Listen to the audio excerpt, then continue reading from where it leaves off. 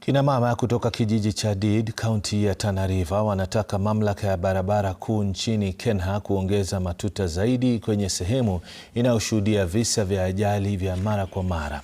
Kulingana na kina mama hao, wamepoteza watu watatu kwenye sehemu hiyo, wakiwemo watoto wa shule wanapovuka barabara kuelekea upande wa pili.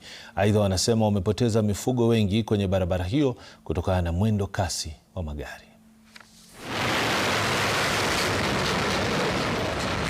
Hapa mbuzi, ng'ombe, ngamia, kila kitu ametukufia hapa. Sasa ile shida sasa sisi tuko naye na BAMS hatuna. Sisi bula na naitwa Did. Sasa hii Did bula hii ya Did hatuna haki. Haki yetu inabaki tu hivyo hivyo. Watu watatu wamekufia hapa kwa ajili ya hii barabara. Watu watatu, mbuzi zimeisha, ng'ombe zimeenda, ngamia.